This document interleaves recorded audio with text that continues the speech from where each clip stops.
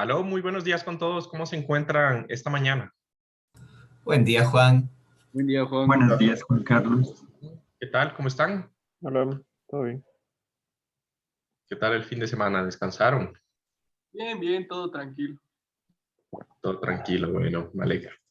El día de hoy vamos a comenzar un tema nuevo. Vamos a hablar acerca de, en esta parte final del curso, acerca de algunos temas que son un poco importantes, teniendo en cuenta su importancia dentro de sus respectivas carreras, ¿no? Entonces, vamos a hablar acerca de las propiedades de la sección transversal, algunas propiedades que son de mucho interés para la ingeniería civil, como sería la inercia, el área, ¿sí? Cómo se saca el radio de giro y su importancia dentro de lo que sería el diseño de elementos a lo cual nosotros nos dedicamos, ¿no? Entonces, para esta semana y para el día de hoy, teníamos una actividad de control o de preparación que trataba acerca de identificar elementos en nuestro entorno que estén sometidos o estructuras dentro de nuestro entorno que estén sometidos o que estén soportados por una sola columna, ¿no? Y de ellos identificar con dónde estaría el centro de gravedad de estos elementos, ¿no? Entonces, vamos a comenzar. ¿Quién quiere? Vamos a tener tres preparaciones para el día de hoy. ¿Quién quiere comenzar? Yo. Cuatro. Bueno, podrían ser cuatro. Podríamos hacer dos voluntarias, dos por nuestra ruleta. A ver, Raúl, primero. El siguiente. El segundo voluntario. Bueno, una voluntaria, tres por ruleta. Entonces, vamos con Raúl. Empecemos contigo, Raúl. Sigo.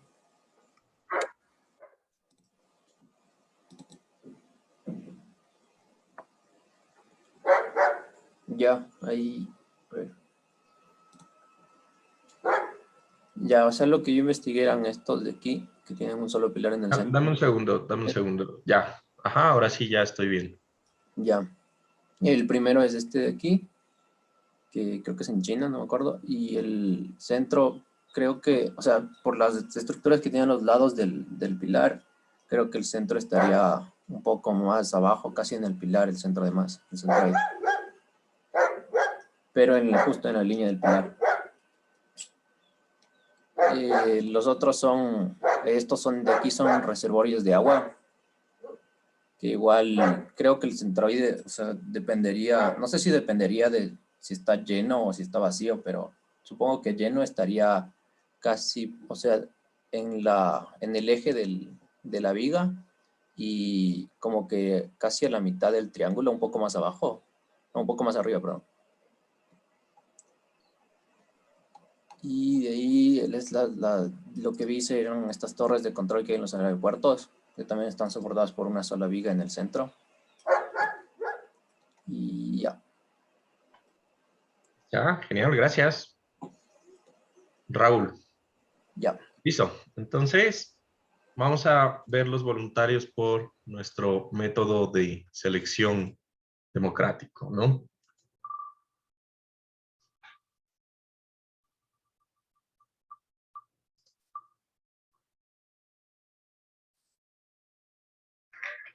Michelle.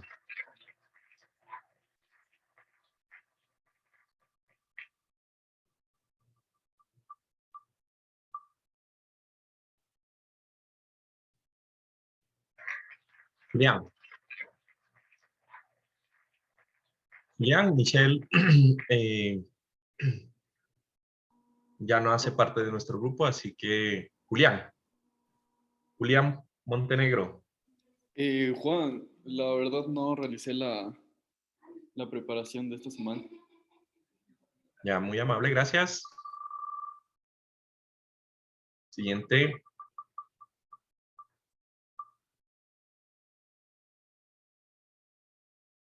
Juan Fernando Garrido. Juan, yo tampoco realicé, perdón, la de esta semana. Gracias, Juan.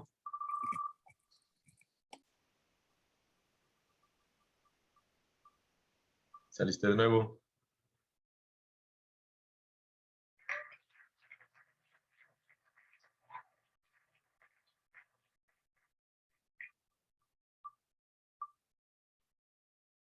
Alejandro. Ya. Ok.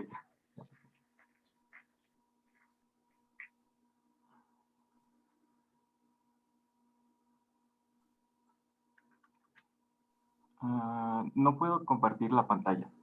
Ya puedes.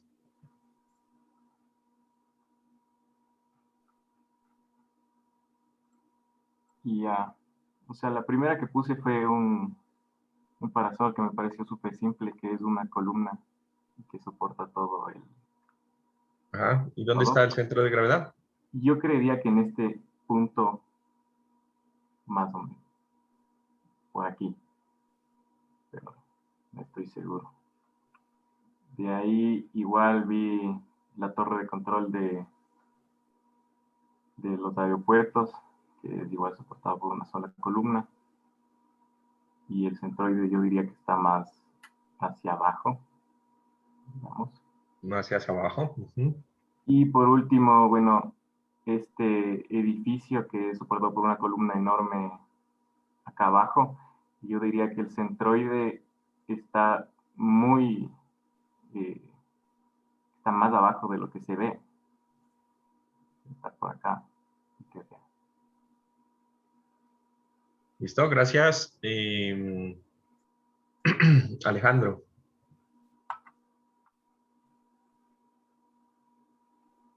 Siguiente. A ver.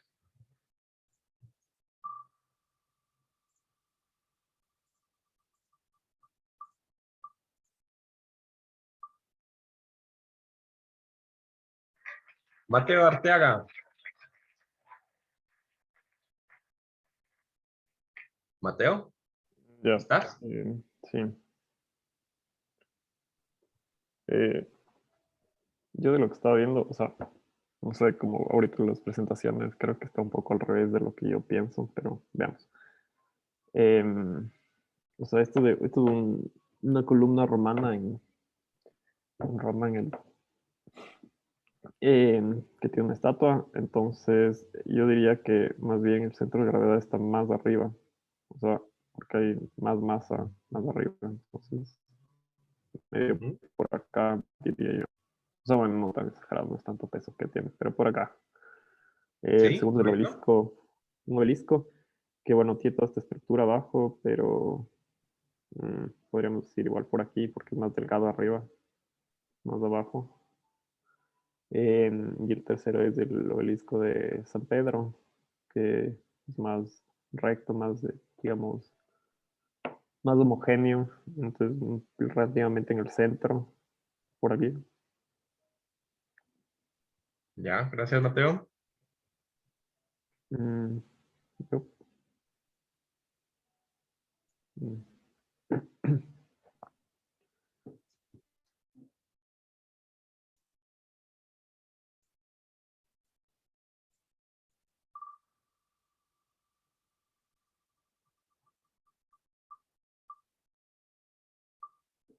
Rafael.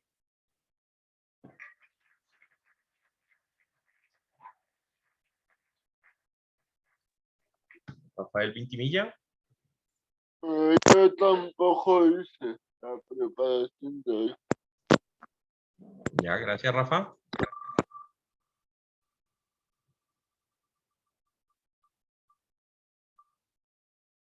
Iván Garrido. Ya, Juan, ya te comparto.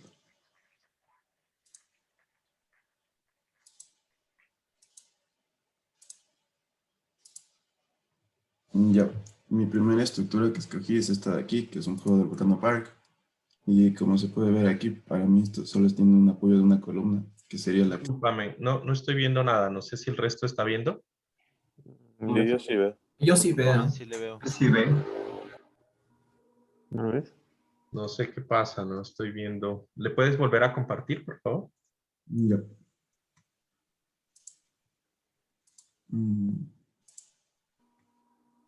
Ahí. Ya, ahí sí. Ujú. Ya, entonces esta es la primera estructura que escogí, un park, y como se puede ver aquí, justo en el centro se encuentra solo una columna, y para mí el centro de gravedad, debido a la distribución de los columpios y de la parte de arriba de una esfera de cono, yo diría que estaría por acá arriba. La segunda estructura que escogí es esta casa para los pájaros. Entonces aquí esta sería la columna donde se estaría apoyando. Y para mí el centro de gravedad estuviera justo como la casa es geométrica, o sea, es proporcional, ¿no? Diría que estaría capaz por estos pesos de acá y la chimenea estaría un poco más a la derecha, pero por aquí en la mitad. Y el último que escogí es justo este juego, otro juego de diversiones. Y se puede ver la columna, que sería esta aquí, la del centro, y estas dos estructuras de acá. Entonces yo creería que el centro de gravedad depende, no sé si dependería, capaz depende un poco de dónde se encuentra lo que se mueve. Perfecto, ajá. Pero si se encontraría, digamos, arriba, yo creería que el centro de gravedad estuviera por arriba, en la mitad.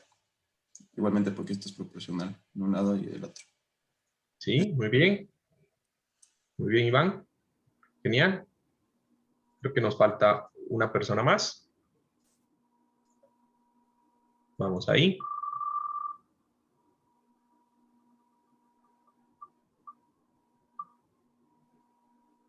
Creo que ya salió Rafael. Sí, ¿no?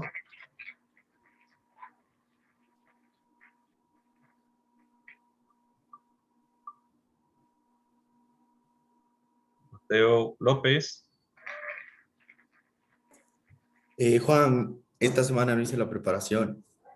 Mateo López, ya, gracias.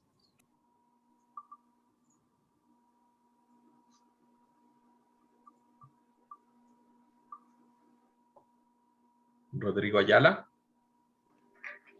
Sí, ya te comparto. Solo déjame compartir pantalla.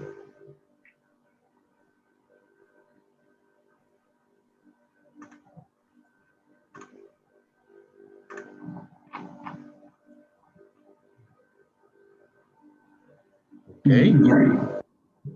¿Lo ves? Ya. Ya el primero es una, que sería como torre, estación de teleférico. Pero bueno, esta no estoy muy seguro qué tanto influyen los cables. O creo que igual sin los cables se quedaría sostenida por esta columna. Y el centro de gravedad estaría más o menos por la cabina de aquí. Ok, sí. El otro, bueno, hice algo parecido a uno que hicieron antes, una torre de control de un aeropuerto. El centro de gravedad estaría más o menos por aquí, por el centro de la torre, ya que, bueno, parece que es bastante simétrica. Muy bien. Y este es el monumento a Washington. Igual creo que el centro de gravedad estaría por la mitad. Ya. Sí. Ya. Muy bien, gracias. Listo. Entonces, en toda esta semana, nosotros vamos a empezar a hablar acerca de características importantes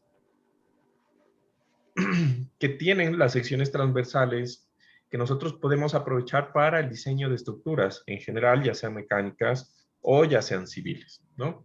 Entonces, vamos a empezar hablando un poco acerca de qué son los centroides, cuál es su influencia y dentro de todo, por qué son importantes para nosotros, ¿no? Entonces, ¿me confirman cuando vean la pantalla, por favor? Ahorita está negro. Allá se ¿Está? Se prendió. Ahorita aparece. Listo. Listo, entonces vamos a arrancar con una introducción.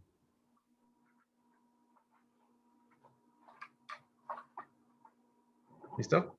Entonces, en la introducción acerca de centroides y centros de gravedad, vamos a decir que en general esto se debe o parte todo su análisis a raíz de que tenemos la fuerza de atracción gravitatoria y la ley de atracción universal, ¿no? Entonces, vamos a decir que la fuerza de gravedad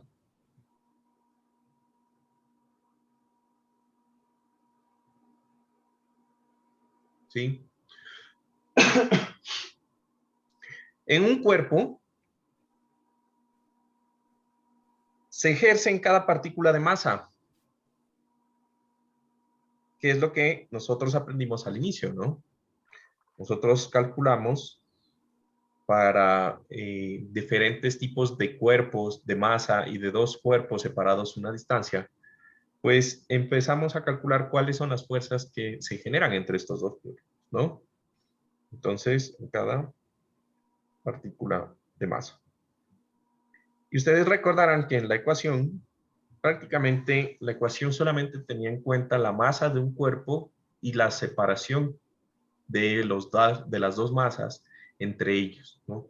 Entonces, no importa realmente la forma, no importa realmente qué tan grande sea o qué tan pequeño sea, qué tanto sea su volumen, lo que importa es la masa que contenga, ¿no? Entonces, por eso hay diferentes cuerpos, por ejemplo, que son cuerpos gaseosos en el planeta, como los planetas, en los cuales, aunque son demasiado grandes, su volumen, en volumen, pues su masa es pequeña comparado con otros cuerpos más pequeños y más densos, ¿no? Y de ahí sale pues toda la teoría de los que son los agujeros negros, etcétera, ¿no? Entonces, en general, la masa es el componente importante que va a regir todo lo que tiene que ver con los centroides y en general con los centros de gravedad, ¿no? Ahora, en la realidad, nosotros podemos decir que un cuerpo, pues nosotros como tal o cualquier objeto que ustedes tienen, pues tiene un problema, ¿no? Y es que la masa no está concentrada en un punto así como lo analizamos en el centro cuando analizábamos la ley de la gravitación universal, sino que en la realidad, ¿sí? El peso de un cuerpo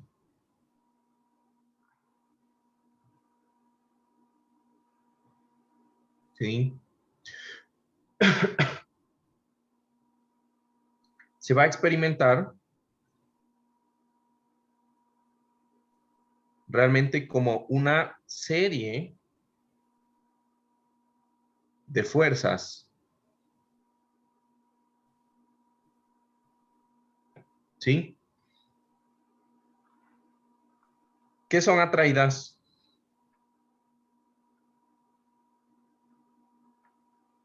hacia el centro de la Tierra.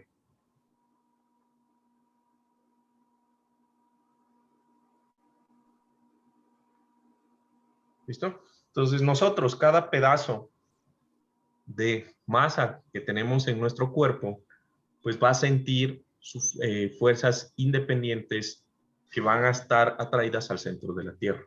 ¿Listo? Entonces, el problema es que cuando nosotros estamos analizando estructuras, pues vamos a tener la masa que va a estar distribuida a lo largo de toda la estructura. Y entonces, considerar el peso de una estructura como una infinidad de fuerzas, pues es un problema un poco complicado desde el punto de vista de la estática, ¿no? Entonces, para estática, ¿sí? Para trabajar el peso de un objeto de una forma fácil, lo que vamos a hacer es que vamos a representar ese montón de fuerzas, ¿sí? Como una sola resultante que actúa en un punto específico, de tal forma que esa resultante produzca el mismo efecto que las infinitas fuerzas que tiene un cuerpo, ¿no? Entonces, vamos a decir que para estática,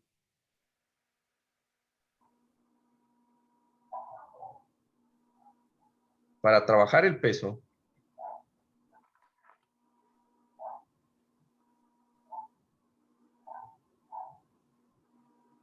de un objeto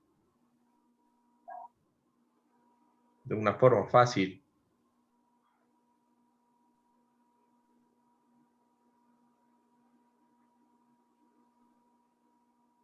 ¿sí? Lo que hacemos es representar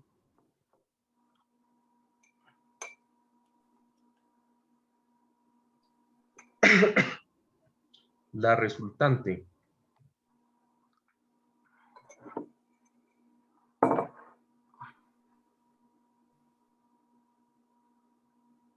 de las infinitas fuerzas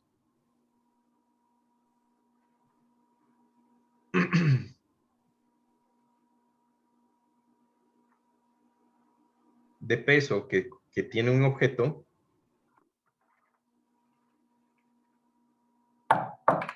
que posee un objeto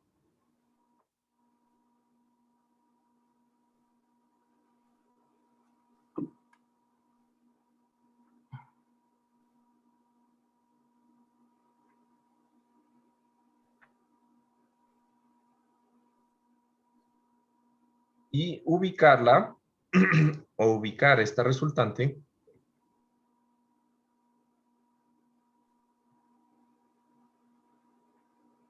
en un punto que produzca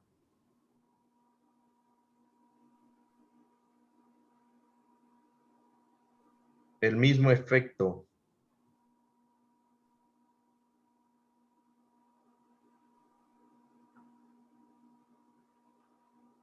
estático. ¿Listo? Entonces, este punto va a tener propiedades, ¿sí? Y entonces, dentro de las propiedades que vamos a tener, es que este punto tiene coordenadas espaciales.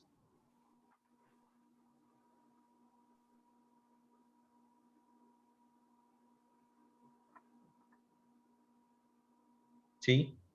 Y se conoce como centro de gravedad.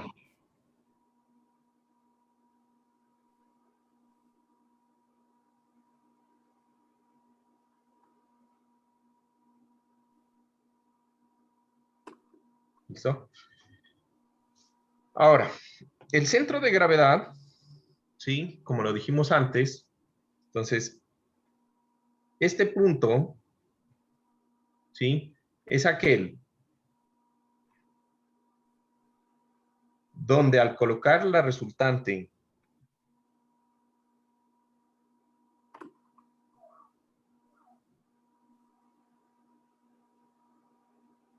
de fuerzas, y esto es importante, la resultante de fuerzas, ¿sí? Que producen el peso de un objeto,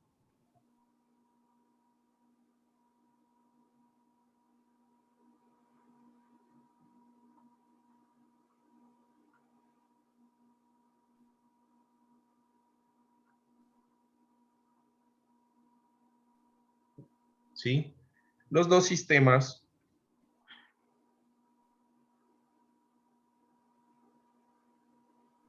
son estáticamente equivalentes.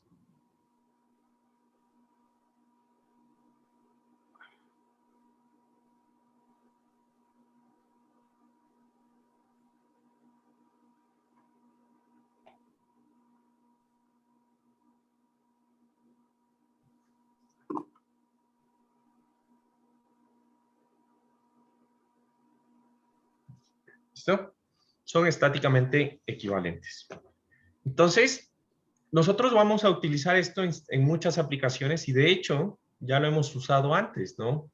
Entonces, hemos dicho, habíamos hablado cuando hablábamos de vigas y de pórticos, que la fuerza distribuida para una carga, por ejemplo, distribuida homogénea, pues se la podía representar como una resultante de toda la carga ubicada en el centro de la longitud de la carga distribuida, ¿no?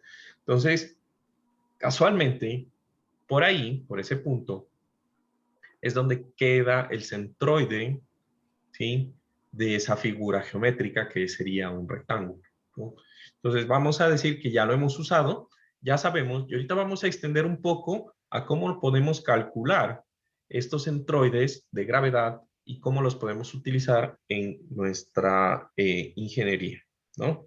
Entonces, aquí vamos a decir también ¿sí? O vamos a hablar en general del centro de gravedad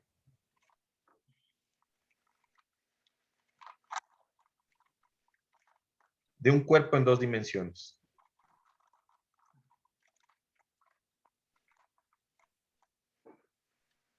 ¿Listo? Entonces, el problema se puede aplicar o se puede extraponer, o extrapolar, mejor dicho, a diferentes tipos de cuerpos, ¿no? Entonces, vamos a empezar con un cuerpo en dos dimensiones para solamente tener dos variables, que sería el ancho y el alto, ¿sí?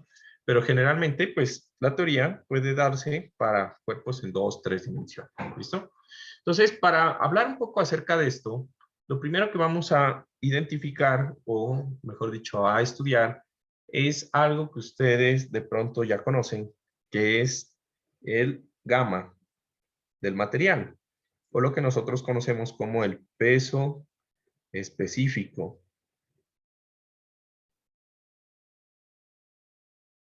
¿Sí? Entonces, el peso específico. Entonces, me imagino que ustedes ya vieron física y de alguna forma estudiaron un poco acerca de lo que era el peso específico de un cuerpo. Entonces, ¿quién me recuerda qué es el peso específico?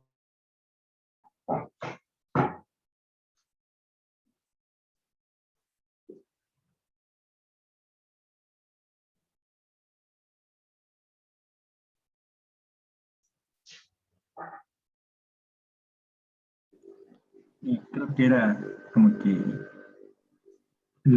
el peso, o bueno, relación entre un objeto y su volumen. La relación entre un objeto, Entre el peso del objeto y el volumen. entre el peso del objeto y el volumen. Ya, entre el peso del objeto y el volumen. ¿Sí? Sí, O sea, la podríamos decir. densidad, estás hablando. La densidad, comúnmente confundido con la densidad, ¿ya? Entonces, por definición, vamos a decir que, como dijo Mateo, creo que era, no, mentira, ¿quién era? Era Ricardo, Ricardo. ¿no? Y yo, Como dijo Ricardo, ¿no? Entonces, el peso específico se define como el peso por unidad de volumen.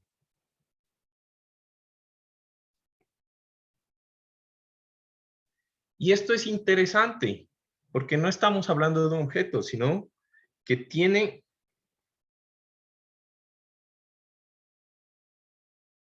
un material. ¿Listo? El peso específico es una propiedad del material, ¿ya? Entonces, el peso específico del agua, el peso específico del hormigón, el peso específico del acero, ¿sí? No importa la forma o el objeto que esté creado, estamos hablando de que es una propiedad del material, ¿ya? Ahora, aquí está la palabra importante, es el peso por unidad de volumen, ¿no? La diferencia con la densidad, que dijo Mateo, Es la masa. es por que ejemplo. es la masa, ¿no? La masa, la masa por unidad de volumen de un material es la densidad, ¿sí? En cambio, cuando hablamos del peso, ¿sí? Ahí cambia el concepto, porque, por ejemplo, nosotros podemos tener la misma densidad aquí en la Tierra o en la Luna, ¿estamos de acuerdo?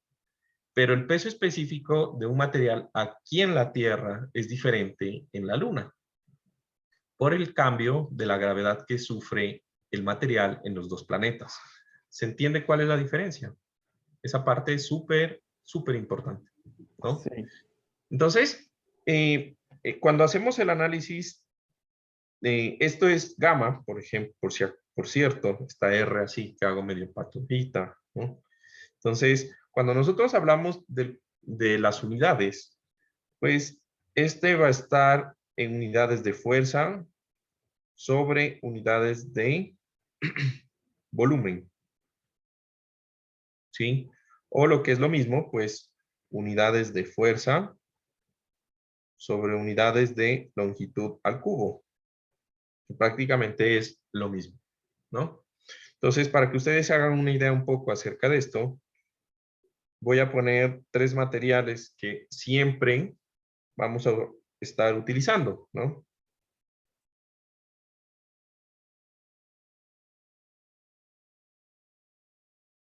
Ya. Entonces, para que nosotros nos hagamos una idea. El peso específico del agua, ¿sí? El agua, por cada metro cúbico de agua que hay contenido, ¿sí?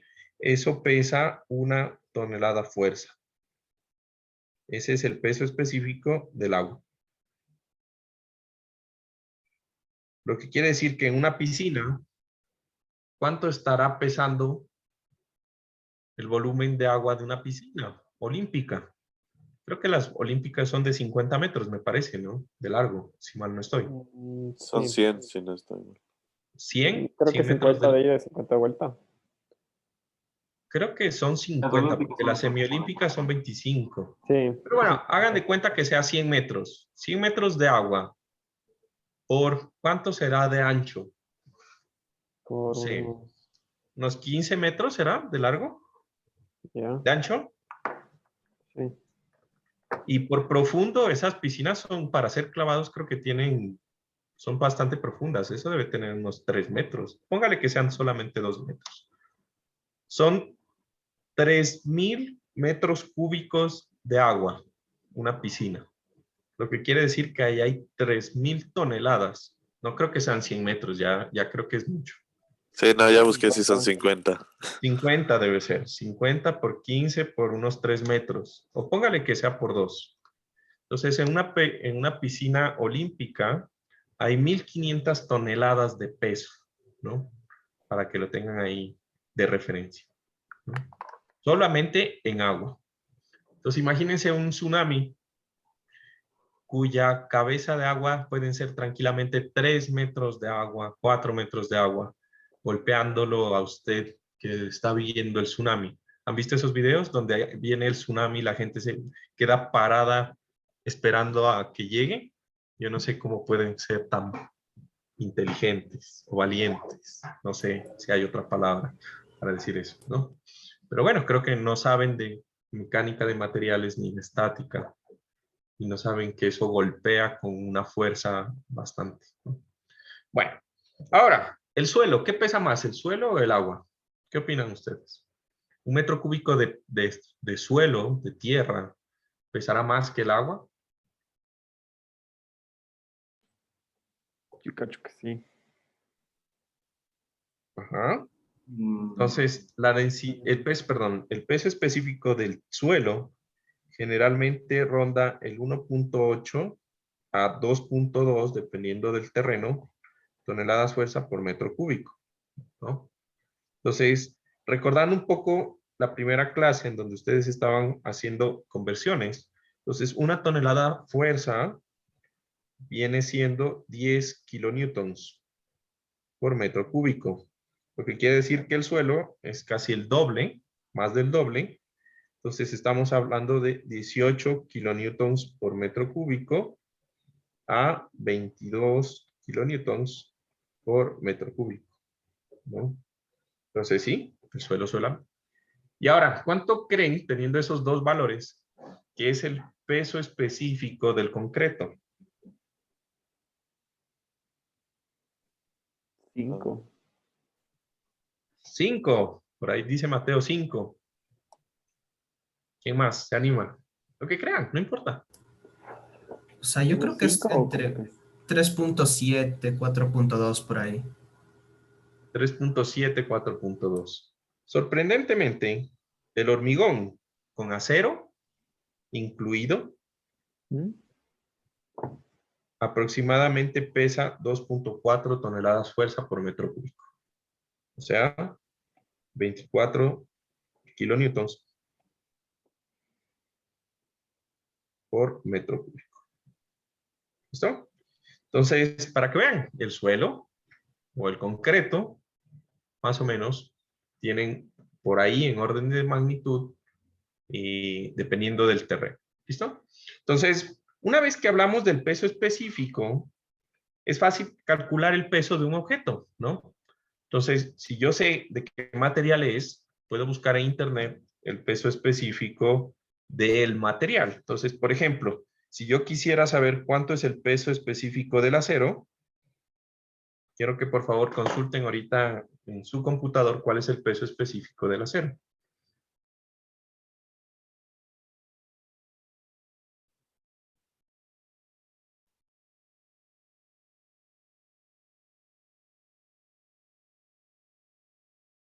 O sea, dependería de qué tipo de acero, ¿no? ¿Qué acero Más o inoxidable? menos estoy viendo 0.7. No, ¿Cuánto? espera, 7, perdón. 7.8 más o menos. 7.8. Sí, Ajá. Porque dice Ya. 7.800 kilogramos. Ya, en 7 kilogramos sobre metro cúbico. 7 kilogramos. No, no, o sea, en 7.000. kilogramos. Así, en 7.000. kilogramos sobre metro cúbico sería 7.860. Ajá. 7. 7.8 toneladas fuerza. 7.86, según lo que dice, toneladas fuerza por metro cúbico, que eso vendría a ser 78.6, ¿sí? Kilonewtons por metro cúbico. Ajá. Entonces, el acero sí pesa muchísimo, ¿no? Ahora, una vez que tenemos eso, vamos a analizar un elemento, un cuerpo hecho de un material, ¿sí? Que está en dos dimensiones. Pero ojo, sabemos que nosotros en nuestro diario vivir entendemos que un cuerpo que es físicamente imposible que no tenga un espesor, aunque sea muy pequeñito, pues un cuerpo tiene un espesor, ¿estamos de acuerdo? Entonces vamos a decir que sus dimensiones principales del cuerpo que vamos a analizar son en dos dimensiones. Sin embargo, pues tiene un espesor que nosotros lo vamos a aproximar a un valor pues muy pequeño. ¿Listo? Entonces, de este elemento, ¿sí? Yo voy a tener que, lo voy a poner en un eje de coordenadas en las cuales la coordenada XY va a ser las coordenadas o el plano en donde se mantengan las dimensiones más grandes de nuestro elemento, ¿no? Entonces, yo voy a tener aquí, en este cuerpo, un elemento diferencial que voy a analizar, que va a ser pequeño, que va a tener una dimensión en X, va a tener una dimensión en Y, y que va a tener unas coordenadas según un eje coordenado que yo he definido y que he puesto en un punto el origen. ¿Listo? Entonces, este cuerpo es el que vamos a analizar. Un cuerpo relativamente plano, que tiene un espesor constante, en donde yo he colocado un eje de coordenadas para hacer su análisis. ¿Listo? Entonces, en ese cuadrito rojo que acabo de seleccionar, yo voy a decir que ese cuadrito tiene unas dimensiones y por lo tanto va a tener una dimensión que es una dimensión de un largo en X, que como es muy pequeña, va a ser un diferencial de X y va a tener un diferencial de Y. ¿Listo? Para lo cual, la multiplicación del diferencial de X por el diferencial de Y, pues va a ser igual a un diferencial de área. ¿Listo? Entonces, ese elemento, ¿sí? Nosotros sabemos que por la ley de atracción universal, ese pequeño elemento de área, ¿sí?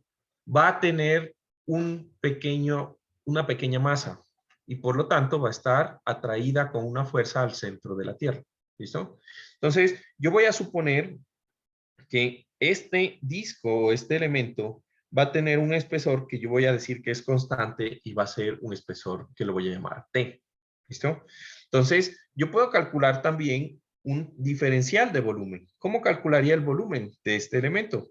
Pues fácil. El diferencial de volumen va a ser nada más que el diferencial de área por el espesor T de mi disco. ¿Estamos de acuerdo?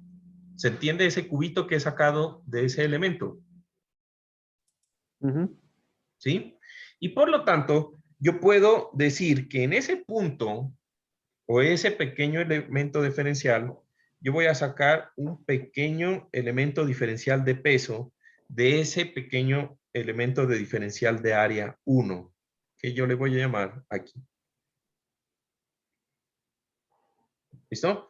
¿Qué va a ser? ¿Cómo yo calculo, sabiendo el material, cómo yo calculo el peso de ese pedacito, si yo sé el material.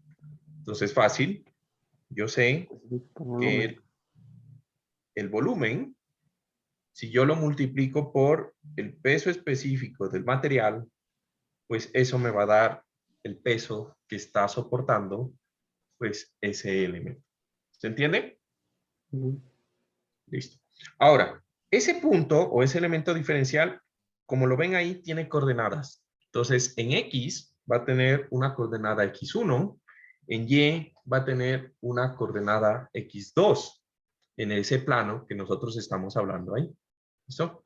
Lo que quiere decir que si yo hago el análisis de otro elemento diferencial, supongamos un elemento diferencial que se encuentre por acá, yo puedo hacer... Dime, Rafael. Rafael. Creo que se le activó el micrófono. Bueno, entonces, si yo tengo otro elemento diferencial ubicado en otro punto, ¿sí? Entonces, yo podría decir que, o hacer el mismo análisis. Entonces, en ese punto, voy a generar un pequeño elemento diferencial, voy a tener un pequeño diferencial de área y voy a tener otras coordenadas X2 y Y2. Y así pudiera hacer el análisis para una infinidad de puntos en donde para un elemento diferencial de área su n, yo voy a tener un pequeño elemento de fuerza W sub n y voy a tener unas coordenadas que voy a llamar X sub m y X y Y sub n. ¿Listo? Entonces, mi objetivo, ¿sí? Mi objetivo va a ser lograr hacer un sistema equivalente en donde yo, en vez de analizar infinidad de fuerzas individuales que tiene cada elemento diferencial y que van a estar ubicadas en el plano a una cierta distancia, pues yo voy a necesitar, o yo lo que quiero es reemplazar ese sistema a un sistema en donde solamente yo calcule una fuerza, ¿sí? Y con esa fuerza, lo que haga es ubicarla en un punto estratégico de tal forma de que los dos sistemas sean estáticamente equivalentes. ¿Listo? Entonces, ese va a ser el estudio. Ahora, para lograr eso, yo debo cumplir algunas condiciones, ¿no?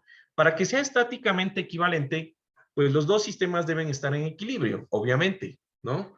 Pero más importante aún, los dos sistemas deben generar el mismo comportamiento alrededor de el equilibrio del sistema, ¿sí?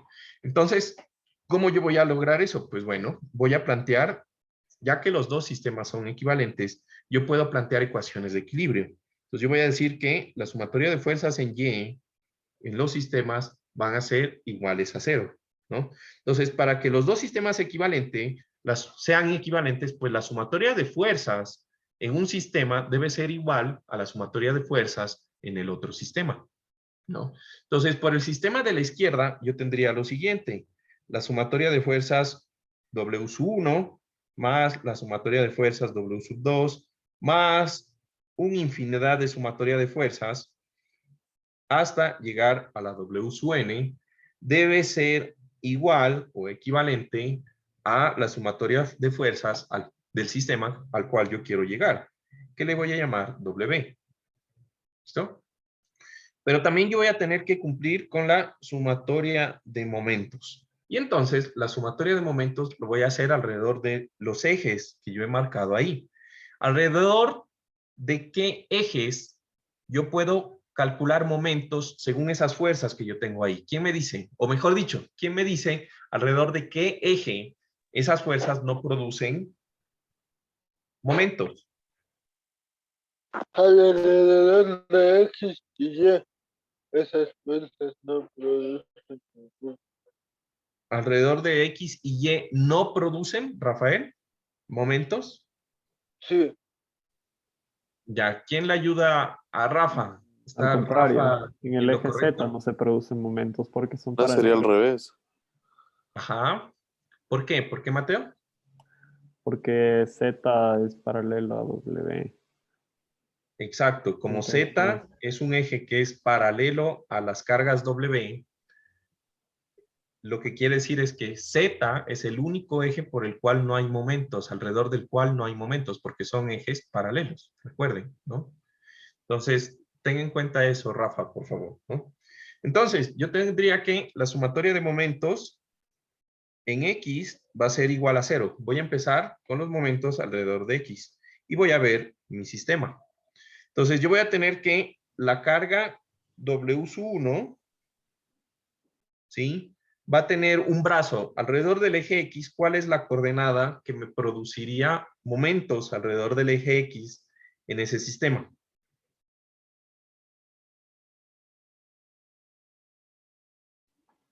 En la carga W sub 1. ¿Ah? Por la distancia, X1.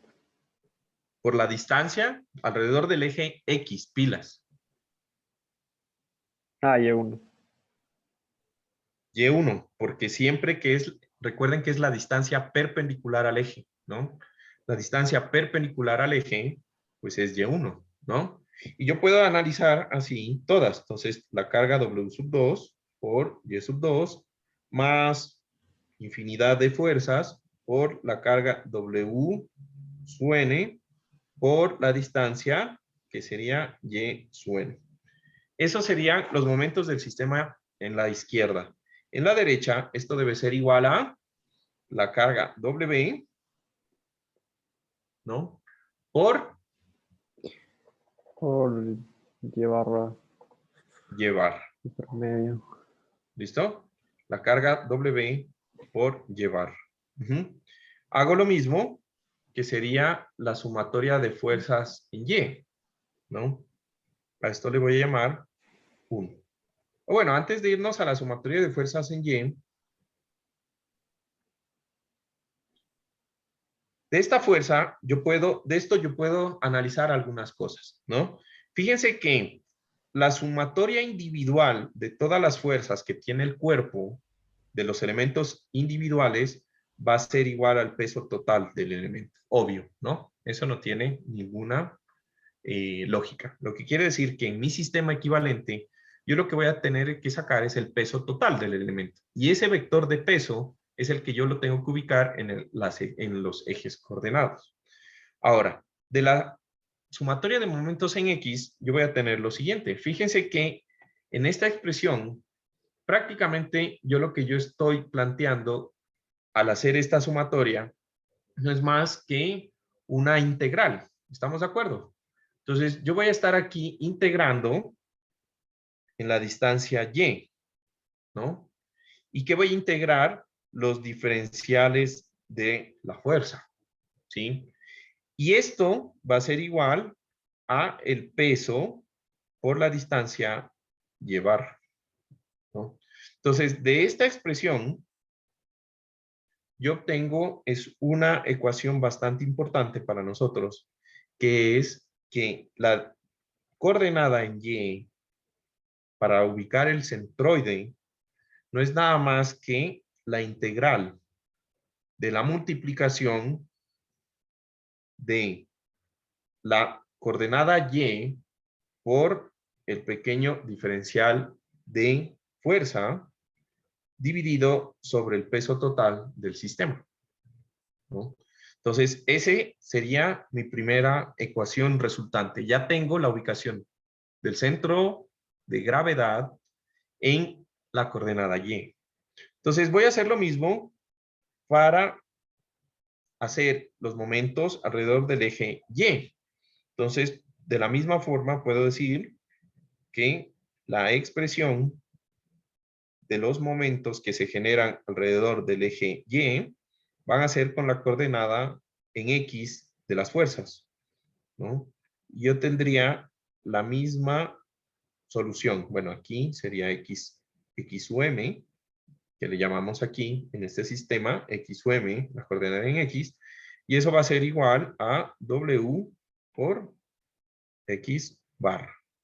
Esto resulta en una integral de X por el diferencial de m igual a w por x barra. Y me resulta entonces que x barra va a ser igual a la integral de x por el diferencial de las fuerzas sobre la coordenada w. ¿Listo? Entonces, teniendo en cuenta esas dos definiciones, ¿se entendió esas dos definiciones y equivalencias? ¿Todo claro? Sí. Entonces, teniendo en cuenta esas dos definiciones, yo sé que el centro de gravedad, G, que voy a llamar yo, el G, o el centro de gravedad, va a tener coordenadas x barra, y barra en un elemento de plano. Entonces, prácticamente podríamos decir que las coordenadas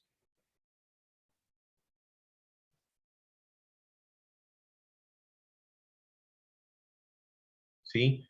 del centro de gravedad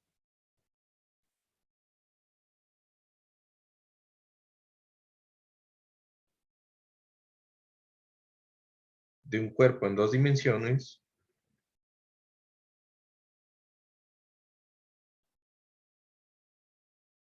son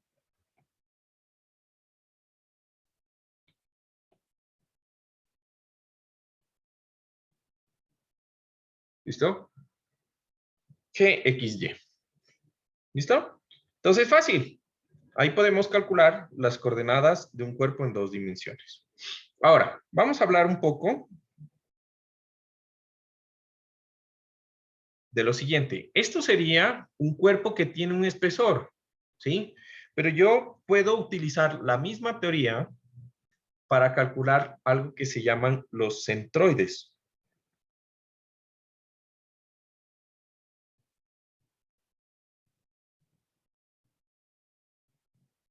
¿Listo? Entonces, los principales, digamos que son los centroides de las áreas. Esto es lo que más nosotros utilizamos en ingeniería civil. Y nos vamos a enfocar mucho más a estos. Los centroides de líneas, digamos que no son tan comunes implementarlos, ¿no? En general, porque pues no hay elementos que sean netamente una línea. Más bien, todos los elementos son un cilindro, un volumen, lo que sea, ¿no? Entonces, vamos a hablar un poco acerca de los centroides. Entonces, ahora, primero que todo, un área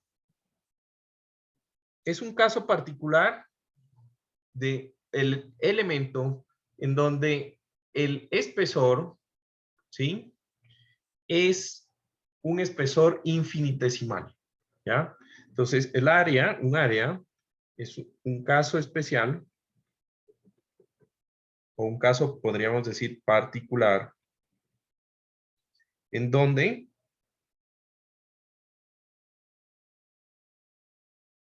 el espesor es, primero que todo, uniforme, ¿no? E igual a T, ¿listo? De un elemento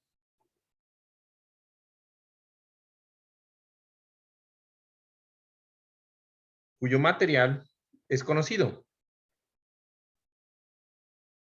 O digamos que es de un elemento cuyo material tiene un peso específico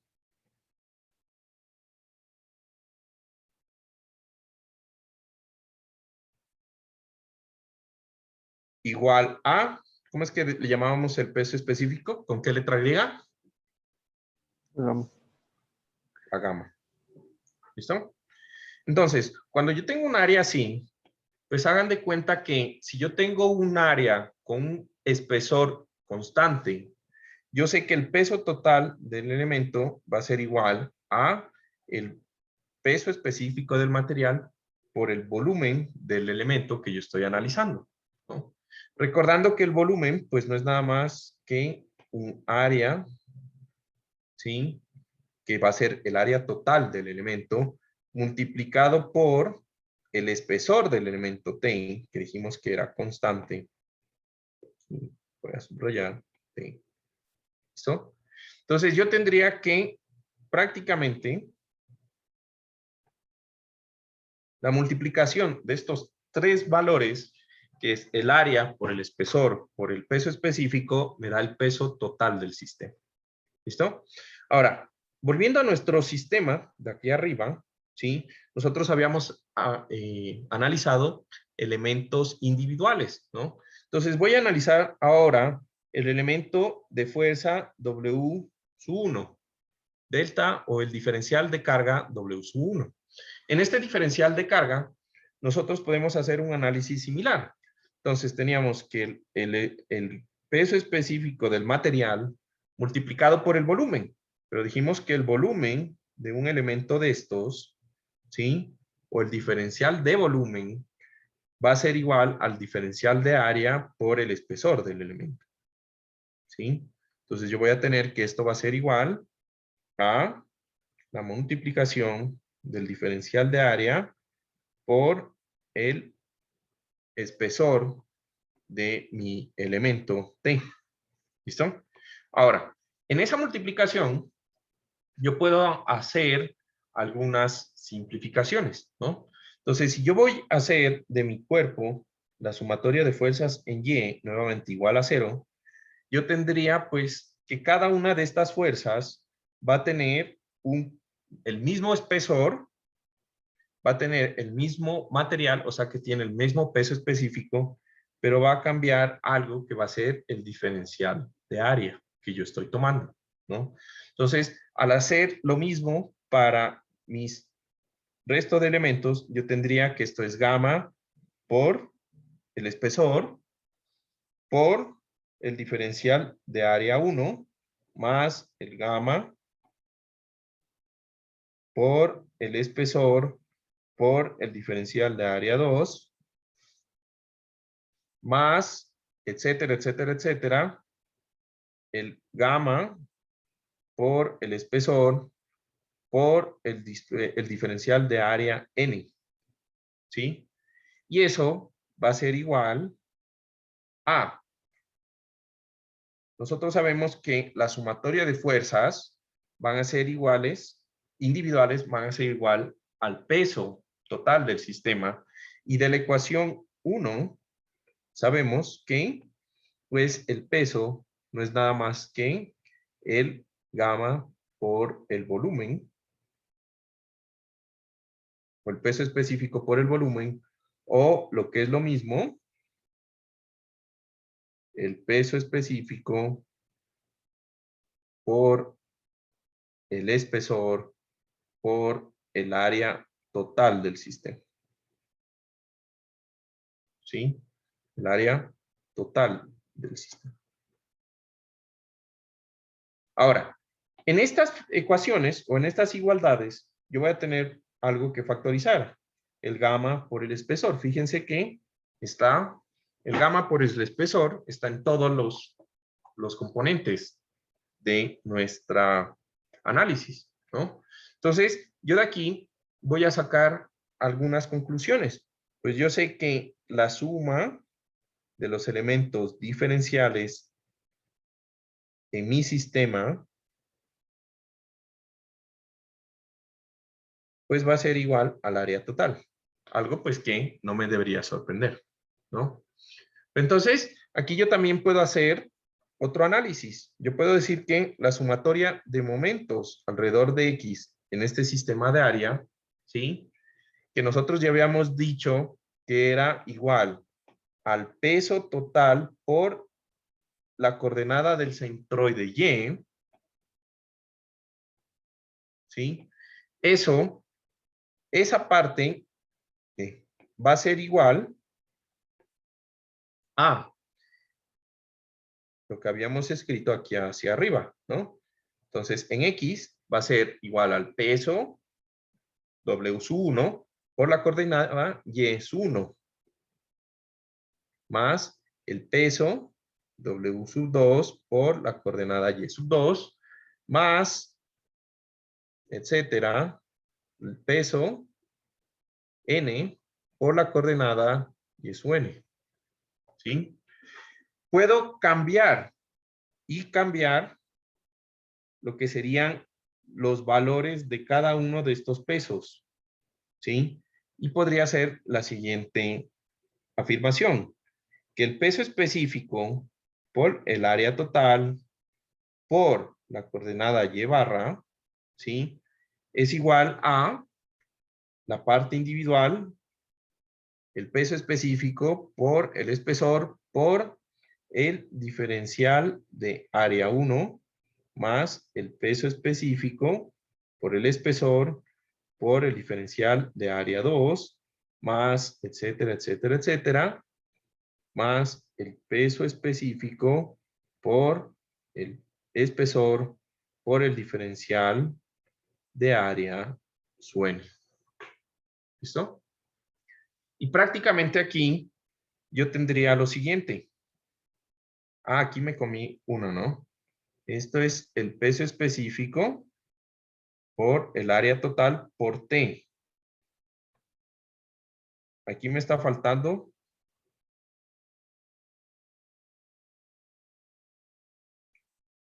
el T. Nadie me dijo. El espesor. En el ¿Sí? resto de los yes. Ok. Ah, dime. En el otro lado, Y1, Y2 y así. Gamma Ah, por T sí. por área por Sí, Y. sí. Estoy olvidando los yes, ¿no? Tienes toda la razón. Ay. Este por Y1. Este por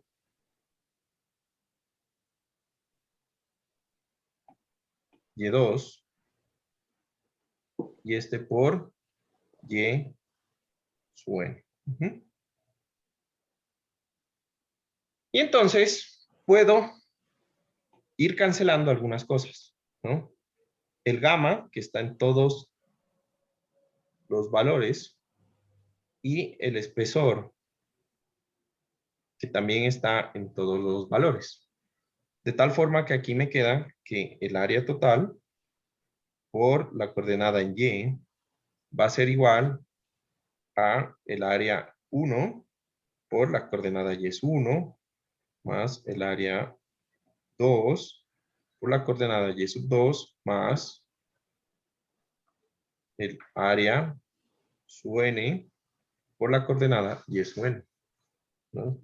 Entonces, si yo cojo y sumo todas esas áreas, prácticamente, y yo tengo unos Y hasta el Y sub n, pues yo lo que voy a tener es una integral.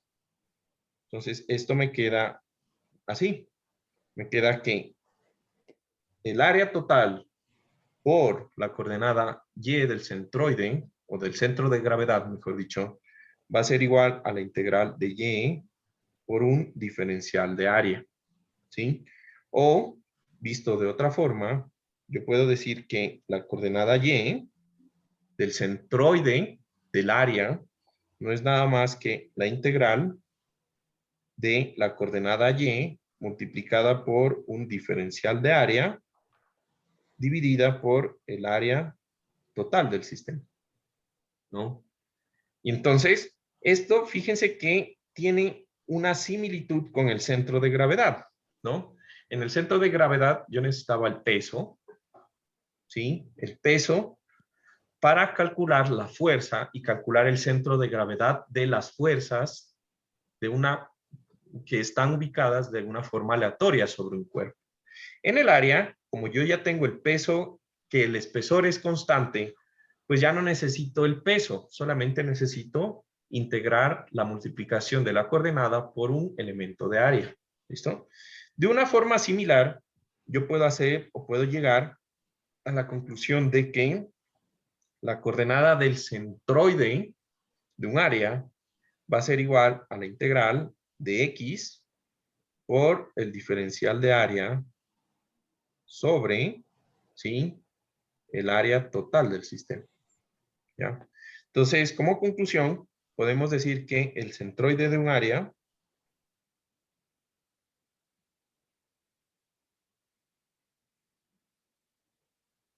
¿sí?, de un elemento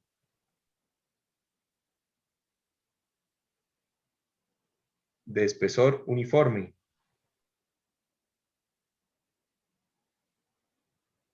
Y esto es importante, ¿sí? Cuando yo estoy hablando de un elemento de espesor uniforme, no me importa el espesor. Fíjense que aquí, en estas expresiones, todos los espesores se cancelaban. Perdón. Todos los espesores, a la larga, se cancelaban. ¿Sí? Entonces, si el espesor es uniforme, realmente yo voy a tener que el centroide y el centro de gravedad del elemento van a estar ubicados en el mismo punto, ¿ya? Eso es una excelente conclusión, porque generalmente nosotros vamos a calcular áreas, ¿sí? Y vamos a utilizar áreas, ¿no? Entonces, en el centroide de un área de un elemento de espesor uniforme, ¿sí? O el centroide de un área plana,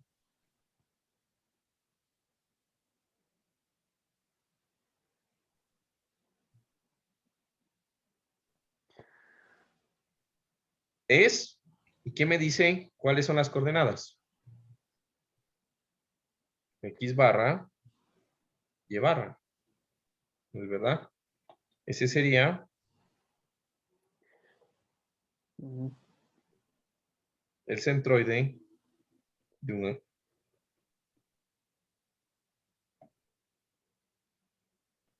un área plana.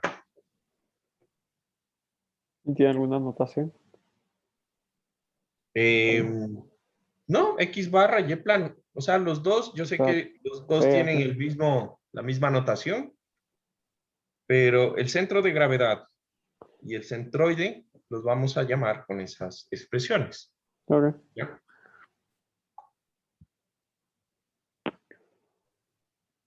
¿Listo? ¿Hasta ahí vamos bien? ¿Preguntas hasta ahí? No veo al resto. Creo que se han ido a celebrar el presidente. Una pregunta, Juan. Dime. ¿Cuál es la diferencia entre centroide y centro de gravedad? No hay ninguna diferencia. Sí, el centro de gravedad es el punto en donde el peso de un elemento, ¿sí? Dentro del cuerpo, yo puedo ubicarlo para generar el mismo efecto que considerar todas las infinitas fuerzas que actúan sobre un cuerpo. ¿Me entiendes? Estamos hablando de pesos y de fuerzas. Cuando estamos hablando de centroides, ¿sí? El centroide como tal es una propiedad de una figura plana, ¿sí?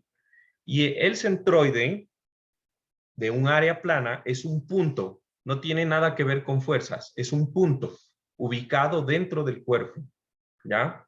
No tiene nada que ver el uno con el otro. El uno habla de la ubicación donde yo puedo hacer un sistema equivalente.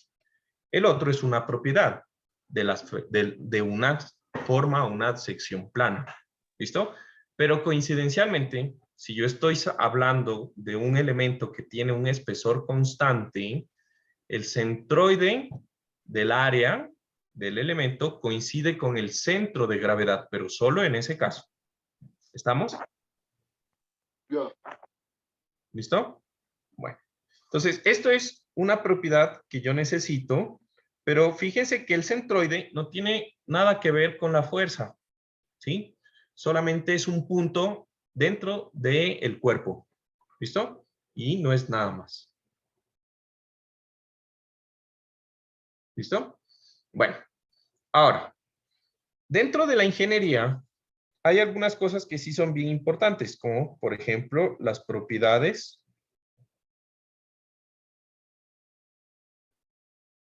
de ingeniería de un área.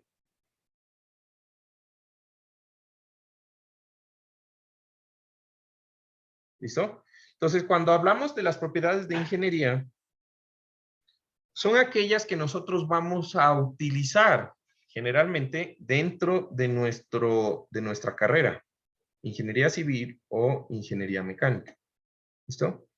Entonces, la primera que vamos a ver va a ser el primer momento de área.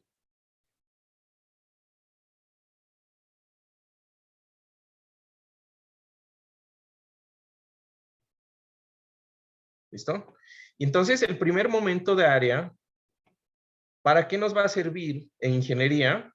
Pues nos va a permitir el cálculo de esfuerzos cortantes.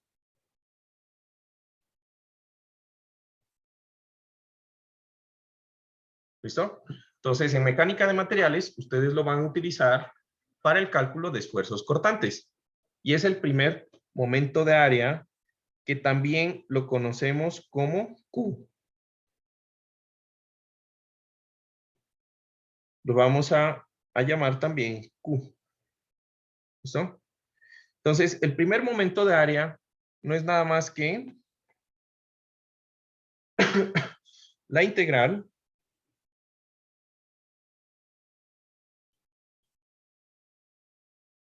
x de x por el diferencial de área se conoce como. Entonces, esto es el nombre real, ¿sí? ¿Cómo? El primer momento de área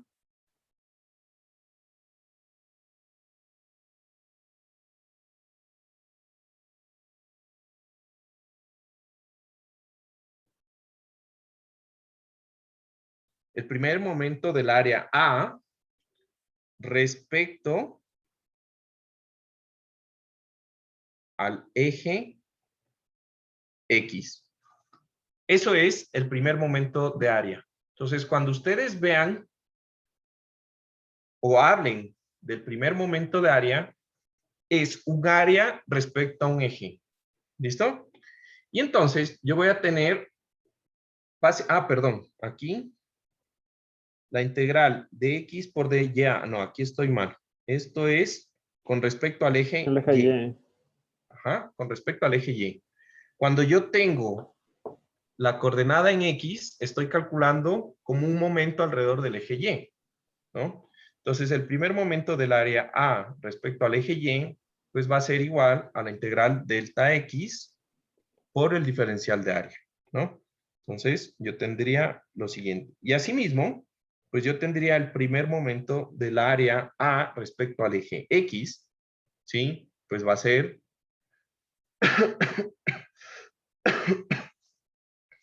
la integral de las coordenadas Y por el diferencial de área, ¿no? Entonces yo voy a tener lo siguiente. Q sub X va a ser igual a la integral de Y por el diferencial de área y Q sub Y va a ser igual a la integral de X diferencial de área. ¿Ya? Entonces, aquí hay algo interesante. Fíjense en esta expresión, ¿no?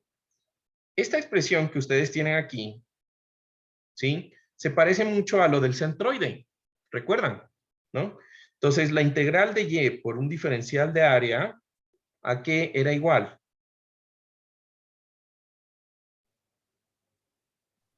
Al área total por el centro, por Y barra, que es el centro de... ¿Ah? Al área total por Y barra. Ajá. Entonces, esto va a ser igual al área total por el centroide del área plana, ¿no? Y de la misma forma, esto va a ser igual al área total por el centroide del X barra. ¿Listo? Si quiere, cambiémosle la nomenclatura a esto. Es que se me va a cambiar todo. No, dejémoslo ahí porque después va a haber un problema. ¿Listo? Entonces, yo puedo calcular el primer momento de área sencillo. Si yo sé las coordenadas del centroide del área, pues yo multiplico el área total por la coordenada en Y o en X de mi elemento. Y ya. Y esa simple multiplicación, pues ya es el primer momento de área alrededor de cualquiera de los ejes. Ahora, aquí vamos a hablar después del segundo momento de área. Entonces, digamos que para terminar, se llama primer momento de área, primer momento. Fíjense que estamos multiplicando es un área por una distancia. Es algo similar al momento que siempre calculamos, ¿no? Que en este caso sería una fuerza por una distancia, ¿no? Pero se llama primer momento de área porque la distancia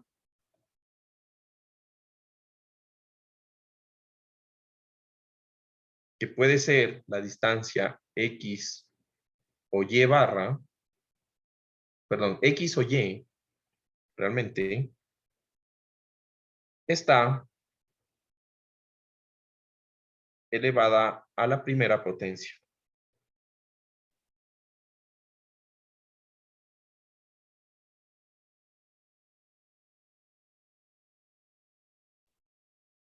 ¿Listo? Entonces, si yo les preguntara ahorita cómo sería el segundo momento de área, ¿qué me dirían? Con componentes y cuadrado y x cuadrado. ¿Cómo sería, pero? Tal cual. ¿Cómo se les ocurre que sería? El área total por y barra al cuadrado.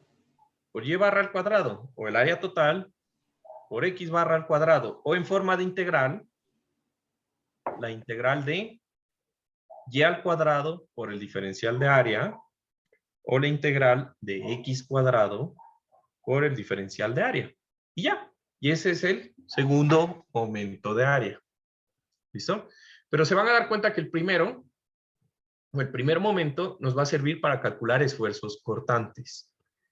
El segundo va a ser, o nos va a servir para calcular esfuerzos de flexión, ¿no? O de momentos. Y lo vamos a ver la siguiente clase. Entonces, terminamos hasta aquí. Que tengan un excelente resto de día. Y nos vemos el día miércoles para continuar con este tema y hacer algunos ejemplos para calcular el área y los centroides de algunas figuras. ¿Listo? Que tengan un excelente día. Cuídense. Chao, chao. Chao, Juan. Chao, Juan, gracias.